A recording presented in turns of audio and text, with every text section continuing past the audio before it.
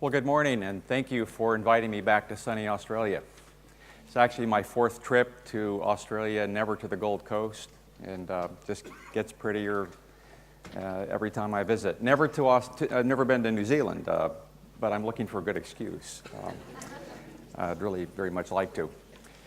So those of you who attended the workshop yesterday or who may have heard me present last year, you know I'm here today to beat the focus drum.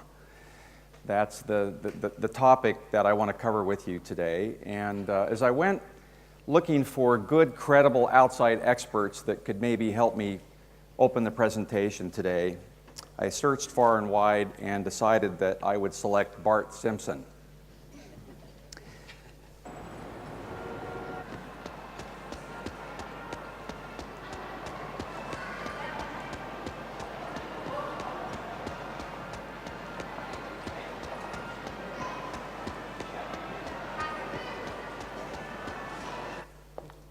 Can I help you?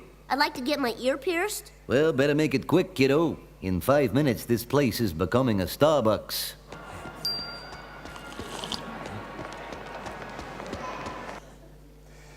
So actually, Bart is helping me make a point about ubiquity. How in most categories, especially mature categories, brands actually can start looking like the exact same thing, can't they? Plus, I know how you Australians love Starbucks, right? You probably love it as much as we Americans do, which is we wish there weren't quite so many. We're a little embarrassed by that. I'd like to quote from the LexisNexis survey that I was given a copy of this prior to the conference and found it really fascinating because I think it illustrates a lot of the points that we want to talk about today. And of course, there was a summary presentation this morning, and you've got a summary infographic on your tables, but I want to take a little bit deeper dive into some of these topics and look at how they relate to the question of business strategy. So the leading answer to the question of what are the challenges that law firms face, Australian law firms, today, the top answer won't surprise you, and it's actually the top answer when you ask any professional service organization, what's your biggest challenge? And the answer almost always is finding new business development. And I know many of you in the audience today have this responsibility in your firms. I guess ultimately almost everyone does, business development. So what is the best, most effective way to add to your roster? Not surprisingly, most firms say, well, we've actually engaged in a strategic planning process to help us do that, to help us develop current clients and to attract new clients. The vast majority of firms say they do some form of strategic planning ranging from 12 months to 3+ years. I think it's really infernally difficult to look 3 years out anymore, isn't it? It's difficult maybe to just look 1 year out. But then they were asked, well, how, and I know many of you participated in the survey, how effective do you feel your strategic plan is? And is it really making a difference in your firm? And here, roughly half said, yeah, it's helping. We see it as effective. It's a useful exercise for us, and the other half either don't plan or say that it's not really that useful. And I think many of you have had the experience, I certainly have, in many past lives, of attending off-site strategic planning sessions and coming back feeling excited and invigorated and energized about, yeah, that's going to be really interesting. If we can do that, then we're going to have a much more successful firm. And then we somehow fail to turn that strategy into action and into initiatives that actually do make a difference inside our firms. And that's a lot of what I want to cover with you this morning. The question in the survey that I found most fascinating was, how exactly are you preparing to meet the challenges of tomorrow? Are you becoming more digital? Yes, 20%. Are you becoming more divergent? 12%. But the most popular answer is, at our firm, we're trying very hard to be more differentiated. to differentiate ourselves from other firms. And that, I think, is a good aspiration, and obviously I'm a big fan of differentiation. It's my life's work. And I was happy to see a 36% response here.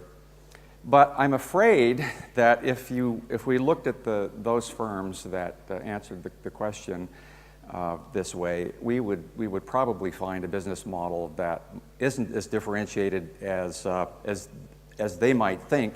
And there's a term for this. The social psychologists call this the confirmation bias, which is this phenomenon that when those of us who are inside an organization, we all see ourselves as much more differentiated than our customers do. We think we're different, but if you ask a prospective client or current client, they're going to give you a very different answer. So I was curious walking down the concourse of the Minneapolis airport recently to see this sign, this outdoor advertisement for a law firm, Porter Wright. I don't know this firm, but I thought, well, that's interesting and progressive that they are promoting themselves this way. That's certainly a business audience that travels in and out of this airport. You can see the headline, Deep Roots in Law. This firm goes back to 1846.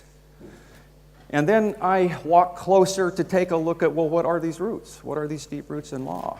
And don't know if you can read them from where you're seated, so I'll just read a few: labor and employment, HIPAA, healthcare, utilities, intellectual property, economic development, business and corporate, oil and gas, wireless, trademarks, securities, biotech. And I walked away from reading that billboard not having really learned what this firm is or what it stands for, because they are attempting to stand for everything, and in effect that is the same as standing for nothing, isn't it? Because the deep roots lead up to this. These are generic roots, and they constitute kind of a generic tree, and that's not what we're selling in professional services. And it reminded me a little bit of this van that was driving down the street advertising. You see this? Home repair, siding and paint, brain surgery, dentistry, accounting, and tarot cards with a phone number. Now, I suspect only the first two items on the list were what this van driver actually does, but it's not so different from the catalog of services and practice areas and competencies that we see on the websites of countless firms across the world, right? Would you agree with that? They're a little bit like this sign on this van. I have a whole collection of these kinds of photos, and by the way, please send them my way, because I like to feature them in presentations. Here's another one that I thought, well, now these guys are at least trying to be focused. Just oak and more. They couldn't resist, right? They couldn't resist. And so apparently you can find every kind of wood, every kind of furniture in this store. Would have been nice if they could have stopped at just oak. So why is it we're always tempted and compelled to add that ampersand and more to our firms? Why do we feel like we need to do that? We feel like somehow that is going to increase our opportunities, don't we? And in fact, it has the exact opposite effect. Because we have this deep-seated desire that we want to appeal to everyone, don't you think? We want to be appealing to every kind of client because we don't really want to pass up any opportunities. And this is why we diversify our practice areas, we diversify our firms, and we have this illusion that this gives more, we're providing more doors through which prospects can enter and work with our firm. But I'm here today to tell you that the exact opposite is true in terms of growing your firms. That what we actually want to do is the exact opposite of that. Because what happens when we try to be good at everything is that we end up being truly excellent at very few things. This is the mountain range in my home state, There's a big Air Force base there called Hill Air Force Base, and just a few weeks ago, the U.S. Air Force delivered to this base the very first combat-ready new F-35 fighters. I don't know if you know about this aircraft. But this fighter is the most expensive in U.S. history, and it has taken a long time to develop because the Air Force basically had decided that they want this one aircraft to replace the missions of all the other aircraft that used to be in service, the F-14, F-15, F-16. Let's take all these specialized fighters and let's roll this all into just one fighter, and this one fighter can do the job. Well, can you guess what has happened in the development of the F-35? These kinds of headlines. Pentagon's big budget F-35 can't turn, can't climb, can't run. In fact, has a hard time flying in the rain, apparently. And it's because it's an impossible task. That was an impossible brief. A fighter that can do everything and be good at everything. And the same is true in our firms. We can be good at something. We can be good at several things. We just can't be good at everything. And when we try to do that, it waters down the very thing that clients hire us for in the first place, which is what? Our expertise. So I certainly could have added a lot more to this list, but I know you can fill in these blanks. When you go to a firm's website and we see that, yes, they're collaborative, they want to be your trusted business partner, they have deep expertise, so they're experienced professionals, right? I could go on. What are we reading here? I mean, Jordan made the point that these would be perhaps important to us internally. And beyond that, it is essentially a list that describes the category, isn't it? This describes the category of law firms. This is a mature category that's been around several hundred years. It is not anything that's going to differentiate your firm from a direct or indirect competitor. And as we say in Las Vegas, it's just table stakes. I mean, you have to be collaborative and have expertise and function as a trusted business partner just to be in the game. And saying these things as part of your self-promotion does nothing to set your firm apart from anyone else. So we all know this deep down inside, don't we? So how do we break out of this bad habit? Because what happens in mature categories from consumer packaged goods to law firms is that over time, the things we say about ourselves become nothing more than ways to describe the category. They become, in effect, generic benefits. There's a set of generic benefits to working with a law firm or an accounting firm or an ad agency, which is my world. And so to rise above that and try and ascertain what truly is differentiating about your firm is hard work. It's hard work. And it's why so many strategic offsites actually aren't that productive, because they don't dig nearly deep enough into that question.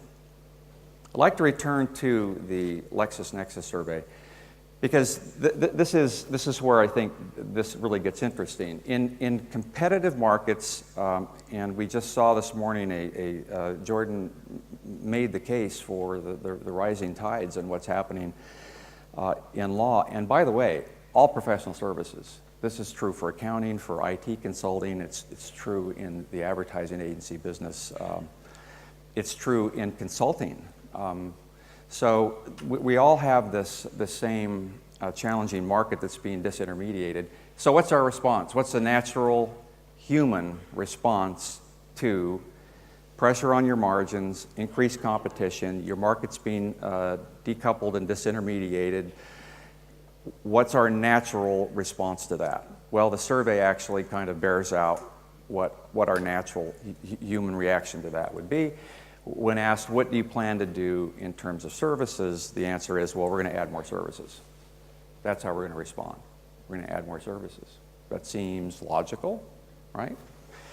When asked about what about your target and your markets, how are you going to respond to this tough market? What's the natural human response? Well, we're going to pursue more markets. We're going to add more markets. And I'm here this morning to try and persuade you that this is precisely the wrong response. This is the wrong answer on both counts. That the way to grow our business is to narrow our focus, to narrow and focus our service offerings, and to narrow and focus our markets. It's counterintuitive, isn't it? It's counterintuitive. And it doesn't seem like common sense. Common sense would say, wow, in a tough market, we need to broaden our horizons, not narrow them, right? So this is the case I want to build with you this morning. There was a really interesting study done by a couple of academics published just recently in the Harvard Business Review. Pretty fascinating because it was an incredibly comprehensive study of business practices that predict success. You know, you read lots of business books that try to correlate what a company does to success, but this study was different because it wasn't looking for correlation, it was looking for causation, which is completely different. What is it that actually predicts success? Looking forward, not just looking in the rearview mirror.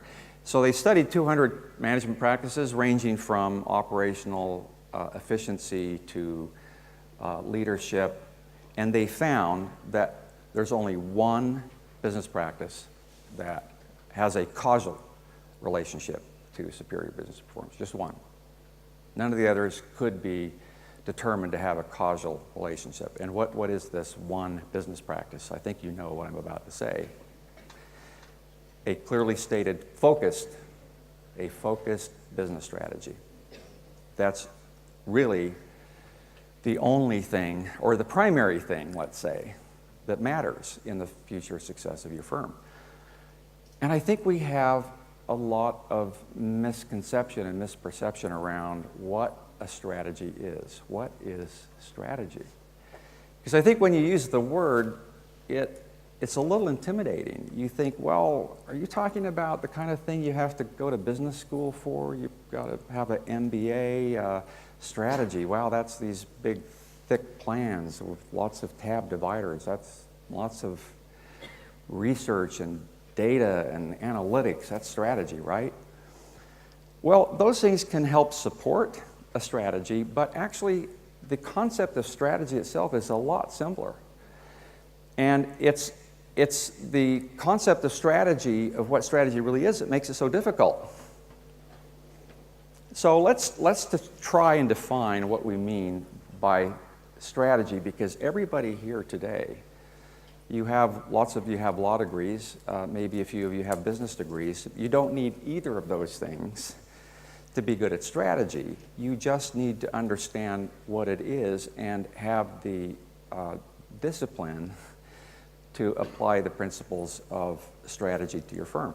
Unfortunately, a lot of strategy making meetings look a little bit like this. You've seen plenty of cartoons that are like this, guided by a relentless focus on quality and, yet another cliche, we will strive to long-winded phrase, delivering big, word to our value.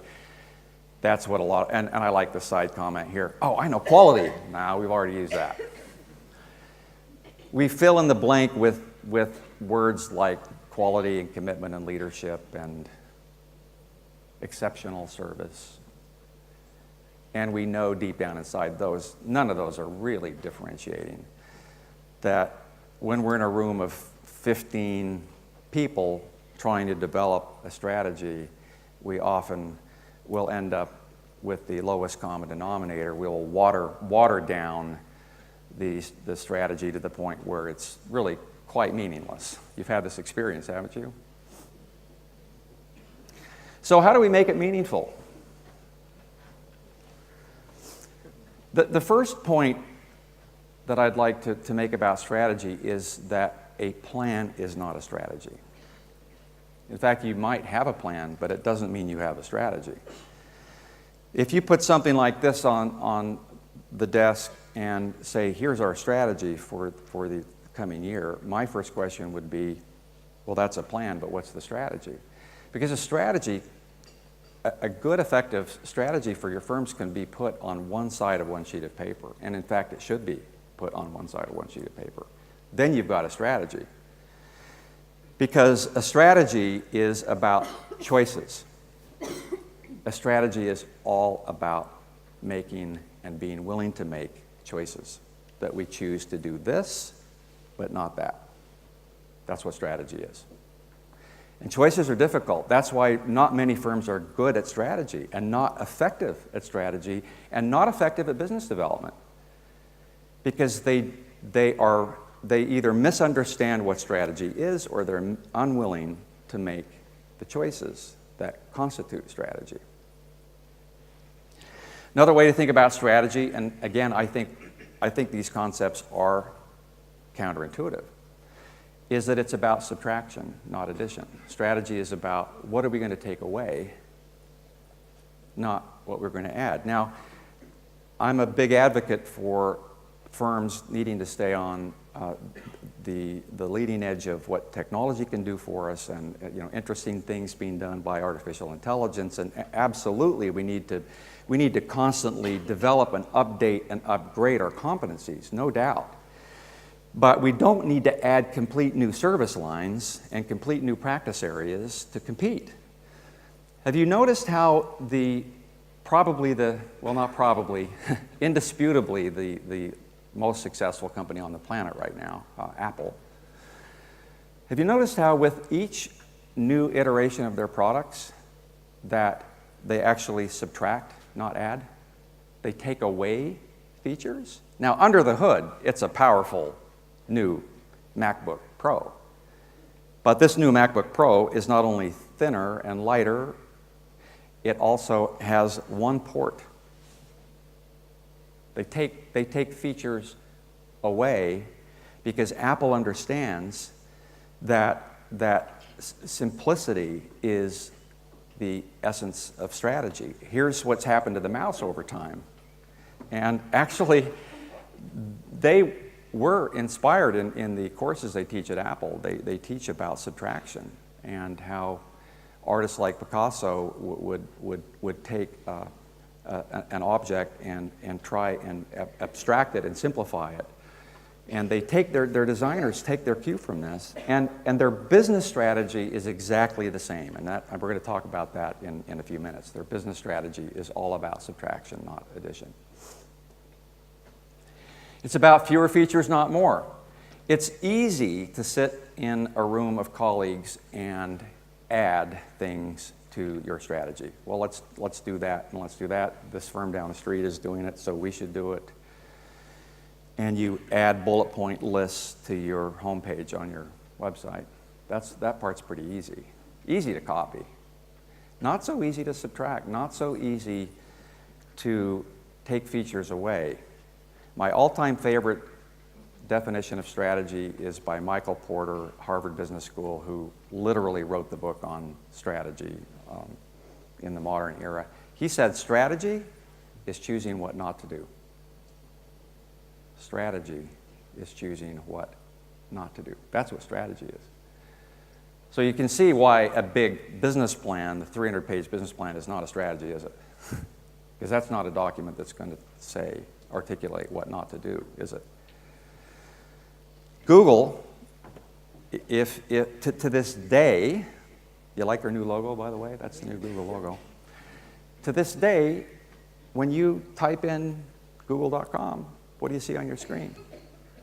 A big, empty, blank page with a simple search bar. That's it. This is the most valuable piece of online real estate on the planet, the Google page, isn't it? It gets opened more than any page by far. And boy, a reasonable business person will look at that and say, well, that's a waste. They could be selling ads on that page, right? They could list all their services. What's wrong with those people at Google? Why do they do that? In 2015, it's still a blank page with this new logo. Why do they do that? Because they understand that good strategy is about standing for something. Google stands for search. I mean, it's got a lot of other services, but it makes by far the majority of its revenues from search, and they know that. Good strategy is about trading something off, not adding something on. Strategy is about trade-offs. If you want to add something, then subtract something else. We're going to choose to do one thing at the expense of something else. We're not just going to continue to add to our organizational complexity and pay what economists call the complexity tax, which you might as well put on your balance sheet, by the way, because it's real money. The more complex and diversified your business model and your service offerings, the more you pay every year in complexity tax, which is all of the time and money and effort you spend, you and your colleagues and the management team spend in trying to manage this diversity. And it's why the most diversified firms, companies in the world are usually the least profitable and the firms that get discounted by Wall Street types. Do you know about this? This is called the diversification discount. A Wall Street analyst will discount the market value of a highly diversified firm by between 8 and 12% because they know diversified firms have a hard time making a profit because they feed this big, complex, diverse machine.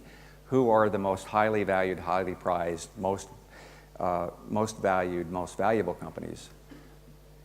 They are those that are the most focused. I'm going to show you some dramatic examples of that. Counterintuitive because we think, well, wait a minute, narrow, that's small, right? Narrow is small. You're talking small. You're talking about boutique. You're talking about just this small specialist. Actually, some of the largest companies in the world are very, what I would call narrow, narrowly focused on a core expertise in which they are best in class and very profitable. So here's my example of not being willing to make trade-offs. I have lots of these that I take these pictures when I go on vacation. And it's a scary thought, right? We probably wouldn't make this our first choice for dinner, but we make the same mistake, don't we, in our firms, on our menus? On our menus, we say, well, we do Chinese and Italian and Asian, and right? We're good at all those things, and then our clients look at that and say, well, I don't think so. I don't think so. It doesn't sound very credible that one firm of 70 people or 50 people or 500 people could be best in class in all of these things. I don't think so. I don't buy that. Good strategy is focusing not just on what you are, again, that's the easy part, but what you're not, that's the hard part. Crossing things off your list and your structure, that's pretty difficult. But it is strategically necessary, and it's what strategy is. That's what strategy is. Because to say, our strategy is to be the most diversified, full-service, comprehensive law firm in Australasia, that's our strategy. That is not a strategy, that is the absence of a strategy. That statement is the absence of a strategy. Because it doesn't, well, first of all, it doesn't give me any way to think about you. And there's no sacrifice, there's no trade-offs, there's no choice there. No, this is a firm who has a mistaken idea that they can be everything. Here's Mark law firm, and they do quite a few things, but I love this description here. I'll have to read it for you, of what they don't do. We don't advise on tax, remove asbestos, conduct weapons of mass destruction searches, post selfies, circumvent UN sanctions, or cry into our beer. We do heaps of yoga, though. It's kind of fun, saying what you don't do. There's another survey out that you may have seen by Thomson Reuters on the future of law, and this was done among Australian firms, asking how the digital revolution is going to change firms. And the most popular answer to what's a law firm going to look like in 2044 was, we will have more specialist firms. We'll have more specialist firms. And this trend, this answer doesn't surprise me. In fact, I'm encouraged by this answer because I absolutely agree. we are entering the hyper-specialization of everything, happening to all forms of professional services. And in fact, this study uses the language super-specialization. The headline, there's a clear trend away from general practice in the legal sector, coinciding with growth in areas such as construction, intellectual property, employment law. And this idea that because the world now has, thanks to the internet, we have access to information, sophisticated buyers, access to a global talent pool. By definition, these buyers are seeking out best-in-class solutions to their problems. They're no longer needing to fall back on a generalist firm that they can count on for a little bit of everything in their hometown. They can easily research, identify, and hire a very specialized firm in the exact problem area that they have and hire them, and they do. In the advertising agency business, the average Fortune 1000 company has 17 advertising agencies on average. And this is the world of the sophisticated buyer who is seeking best-in-class services, not a general provider. A.G. Lafley, who runs Procter & Gamble, the world's largest marketer. This is a great book if you want to make a list of books to read about strategy, which I really would encourage. I think you'd find it quite fascinating. This book, Playing to Win by Lafley, is really outstanding. It's very simple, fairly short read. And his definition of strategy is that it's about a set of choices about winning. P&G is very competitive. They want to be number one in all of their categories. And so they want to win. But they know that the way to win is by making choices and making trade-offs, because they can't be good at everything, but they can be good at some things. And if you're careful about how you choose your market and how you define your offering, you can win. So I'd like to share with you 3 different ways to think about defining your firm's strategy. These are meant to be practical ways to think about how you could take what you do now and put it through a filter based on one of these 3 areas that I'll call 3 pillars of strategy. The first is that you could choose to be a product leader. You could have a set of services that are best in class and that sophisticated buyers would be very attracted to. So I'll call this your what.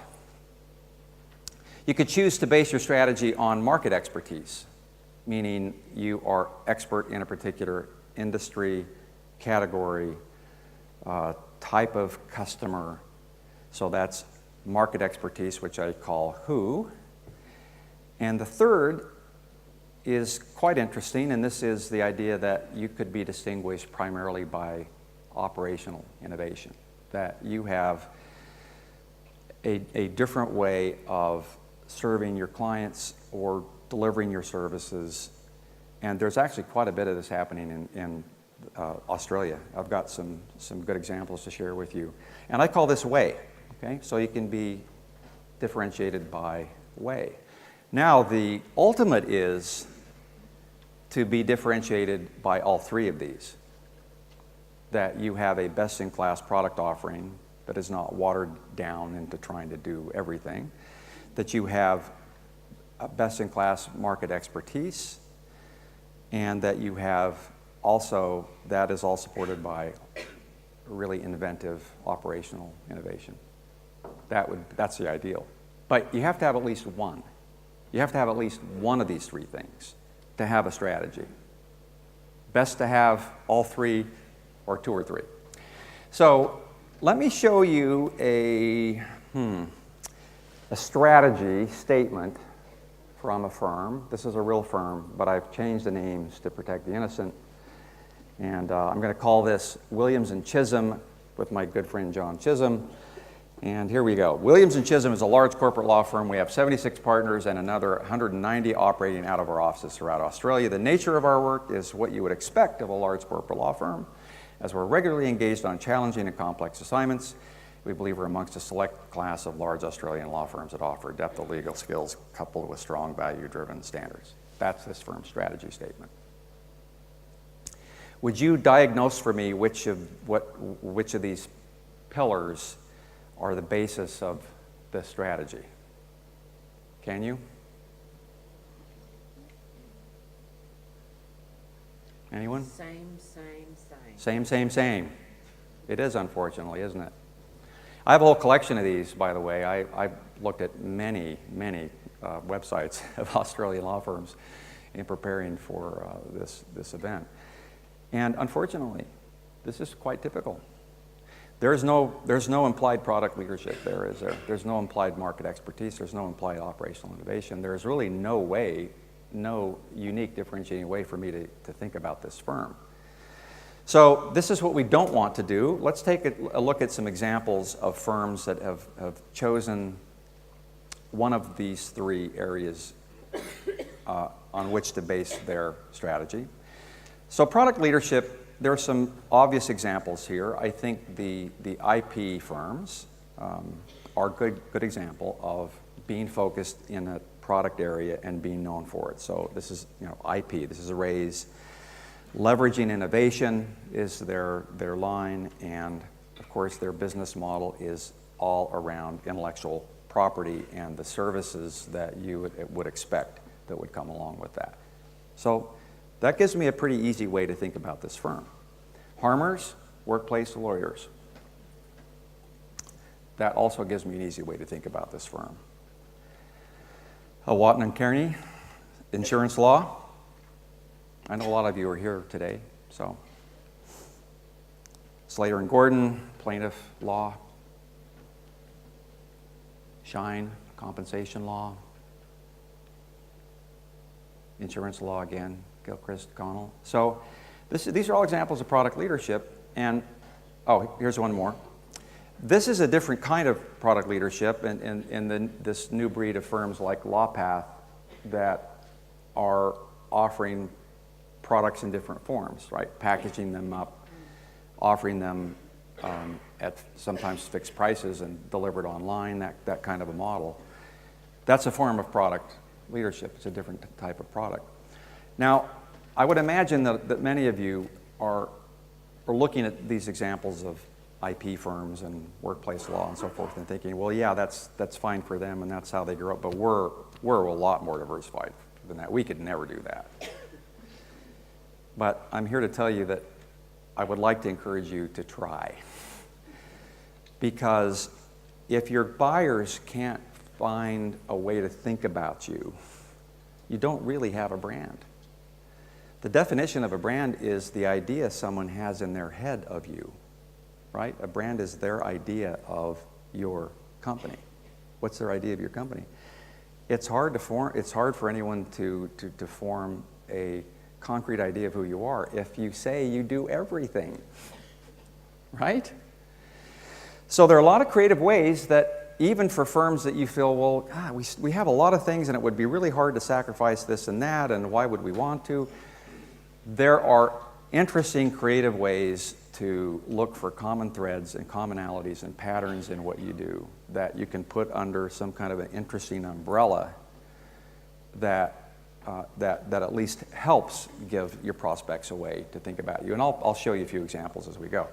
So let's look next at the idea of packaging up your firm as having expertise in a particular market.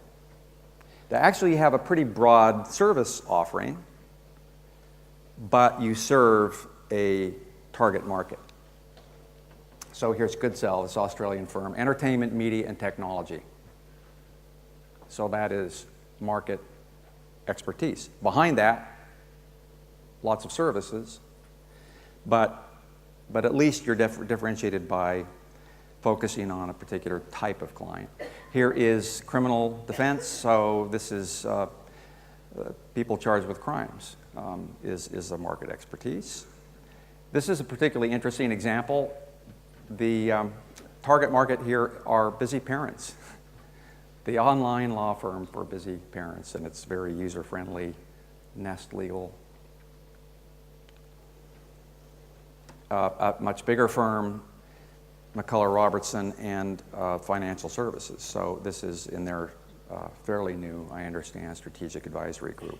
But that, I would define that as this is market expertise. We know financial services is defining a market. Let's look at operational innovation. Lots of really interesting things going on in this part of the world here. I would say at least as much or maybe more so than in the US. Although we do have things like LegalZoom, as Jordan mentioned, which is taking huge market share from firms. But here is Law Advisor, and this is an online kind of virtual workplace kind of a model. Same with Advent Balance. I know you're probably familiar with a lot of these. And ClearPoint Counsel, Dovetail, you know these brands? This is with virtual legal teams and project lawyers and interim lawyers. That's a pretty interesting operational innovation. Plexus, which is, as I understand it, more about outsourcing the lower perceived value services. Hive, I think, can be characterized this way. I think Hive is with us today. Bespoke. Lots of examples. I actually found lots of good examples of operational innovation. Riverview, the British firm, and boy, such incredible innovation. Here you see legal advisory outsourcing, solutions prototyping consultancy. Solutions prototyping consultancy. They do dashboards that track the status and success of matters and cases, and really interesting, I think, innovations in how they serve their clients. And of course, no discussion of operational innovation would be complete without mentioning what's happening in pricing. That's been mentioned several times already, and I know it's a theme that you've heard many times at this conference. The idea that we need to be much more innovative and creative in the way we price our services and our work, and I'm a big advocate of transcending the billable hour and finding much better ways to correlate to the real value we deliver for our clients. And I think a great example is what Moores has done recently.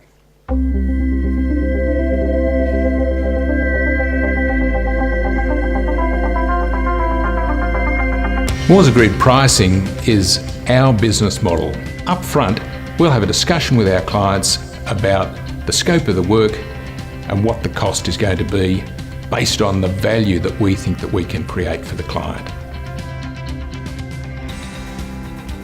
Well, gone are the days of billable hour. We now get to talk with our clients up front about the scope of work, the price that's associated with that scope, and really a talk about strategy and price before we even commence. The benefit of that is that it's no longer just the client who's taking the risk on how long something's going to take, like in the old model. However long it took was how much they had to pay. So it's a way of sharing that risk. Sorry to cut that short. There's more to go and worth watching, a great model. So when we have a strategy, we then have to bring it to life, don't we? We have to operationalize our strategy in 5 areas, and this was the topic of yesterday's workshop, in which we went into this in great depth. But we need to bring our strategy to life in our services, in the way we staff, hire, train, and develop our staff, in our self-promotion, which is business development, in our systems, and finally in staging, which is my way of referring to your physical place of business. When you walk into your firm or you call your firm, you have some experience contacting your firm, the way you stage your brand, in effect. And I'd like to just reference one particularly good example, I think, of a firm that does this well, brings a unique strategy to life, and this is View Legal in Brisbane, and the strategy based on a strategy of focusing on just a few areas in which they want to be seen as best in class. And then they bring that to life in lots of interesting ways. The old view versus the new view, in contrasting old law, new law, I guess you would say, as a philosophical approach. Lots of resources available that are useful to prospects and clients, toolkits, and document templates, and trying to provide lots of utility for clients, apps, online solutions, lots of articles, books, blog posts, webinars. So this is a really excellent example of bringing a strategy to life through all of these business practices. So returning to today's theme, how do we expand our business? How do we make our business bigger by narrowing our focus? I want to give you 3 really prominent examples from outside professional services. These are brands you're going to recognize that really bring this point to life. First is, we've talked about Starbucks, and you either love them or hate them, but you can't argue with their success. The second I'd like to talk about is, and I've mentioned A.G. Lafley, the chairman of Procter & Gamble, and the third, no discussion of strategy would be complete without talking about the remarkable Steve Jobs and Apple, who was a master strategist. And each of these 3 companies have something in common. They were all doing exceedingly well until their chairman left and the companies lost focus and diversified and became unstrategic, and it took the return of the founder or the chairman to get them back on track. Let's start with Starbucks. You may know this story. A few years ago, Howard Schultz, the founder, felt like the company was doing so well, he could probably step back. He could let his second string step up and run the company. And the second string then proceeded to diversify Starbucks. They added meals. They tried to turn it into more of a restaurant. They began to fall down on their core strategy and their core focus. The shareholders were, and growth stalled and stagnated. As the more and more Starbucks diversified, the slower the company grew. So the shareholders demanded the return of Howard Schultz, who, when he came back, said, okay, guys, we need to focus to start growing again, and did the exact opposite of what you'd consider maybe the kind of response you'd have with a struggling company. He closed 900 stores. Now, this wasn't just to cut costs, by the way. Obviously, that's going to cut costs. But the more important strategy of Schultz in closing stores was to enable the company to regain its focus. They reduced staffing by 1,000 people. They slowed down what used to be, I think, something close to 500 new stores a year to 73 that year. And he said, we are recommitting to our core product. We are a coffee company. We are a coffee company. Let's do what we do really well. And you know probably the rest of the story, which is this company has rebounded tremendously based on taking this kind of action. Procter & Gamble, as I say, world's largest marketer. A.J. Lafley headed this company for a decade and was a brilliant chief executive. He decided that the company was doing so well, he could probably step down, and his second in command became chairman. Lafley left and wrote the book that I just referenced. But P&G, under the other leadership, decided that the best growth strategy was to, guess what? Diversify.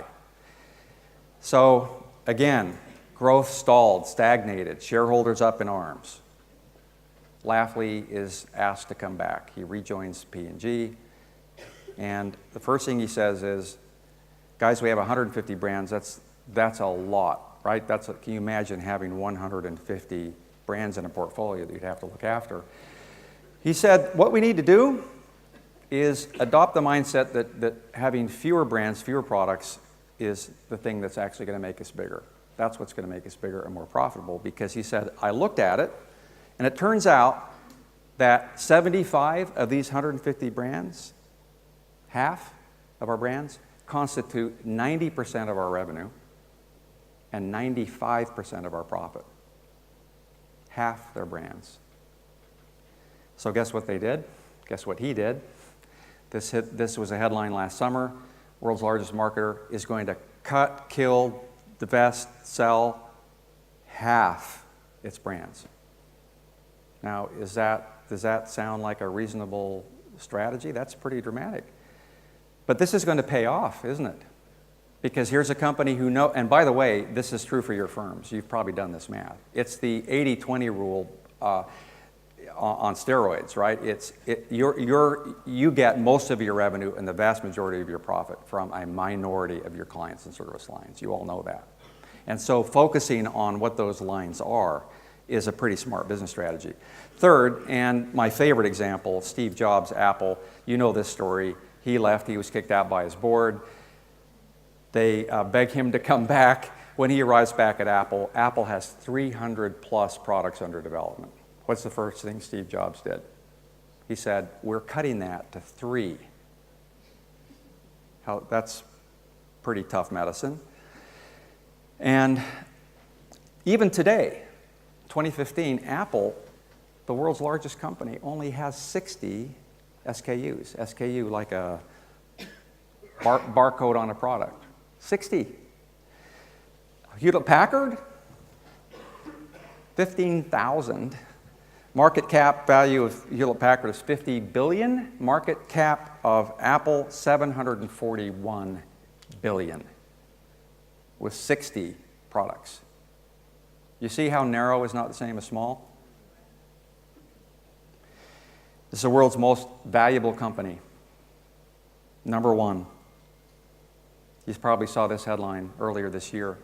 They had the biggest quarter of any public company in the history of the world in early 2015, Apple, with very, very few products compared to other tech companies. So, are you ready to redevelop your firm's positioning strategy? I hope you are. And the way to start is not by looking in the past.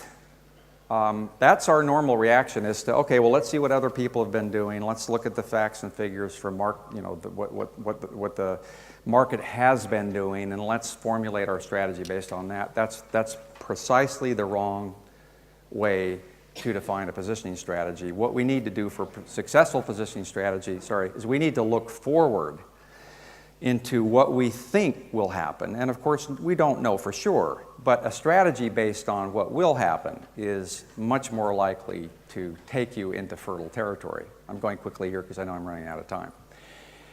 Your clients can't tell you what your strategy is. I am asked this question all the time in our consulting work. Well, shouldn't we go ask our clients what our strategy should be? They work with us. They know us pretty well. And you know what clients can tell you? They can tell you if they like you, if they like working with you, how highly they rate your service, how highly they rate your competence and your expertise. They can do that, but they can't tell you what your strategy should be. You know the famous quotes about customers and strategy are one from Henry Ford. If I'd asked my customers what they would have wanted, they would have said a faster horse, because he knew that people of the time could not envision the horseless carriage. It didn't exist. It was a totally new concept for them. And in more recent times, Steve Jobs saying, you know, nobody ever told us that they wanted a device like the iPhone. He famously hated focus groups for that reason. He felt like customers couldn't envision the iPod or the iPhone and say, hey, I'd like a device that does this and this and that. He says, that's our job. That's our job, to innovate and to look into the future and see what customers need, not just react to what they want. And that's our problem with strategic planning, is that we're trapped in the cycle of constantly being obsessed, and not that we shouldn't care about what our customers want and serving them well. Of course we should, but that's not a strategy. That's just a basic service offering that we're all expected to do well. So I'm going to give you one really quick example, need to finish up, of a real-life example. It's from my world of the advertising business, and it's meant to show you that even if your list looks like this now, because there's a lot there, right? Can you read this? This is from a real law firm's website. Even if your current list looks like this now, you can apply some critical thinking to it and come out with a strategy that's a lot more focused. We met a firm, this is an ad agency in California, in Sacramento, capital of California, but it's not LA or San Francisco, not the same kind of ad market. And when we met them, they said, well, here's all the things we do. Good luck trying to find something there that's going to be a clear positioning strategy, right? Because it's financial services and healthcare and real estate and B2B and consumer and direct. But we went to work on that, and we discovered, and you'll see probably the lower half of this list does have something in common. It turns out that the top half of this list actually was not that critical to their business. That yes, they had some clients in those categories, but wasn't their core expertise. Their core expertise really was travel, tourism, destinations, vacations. What is that? What do they have in common? Well, these are discretionary. This is discretionary spending. It's intangible, it's experiential. You know what? We're in the business of selling experiences. That's what we do. We don't sell products. We sell services, and we're really good at it. And their positioning strategy came out of that kind of thinking and was manifest as we move people. What we stand for, we're a firm focused on the business of experiences. So I thought you might enjoy a quick look at this. Whoops, got to go back. Sorry.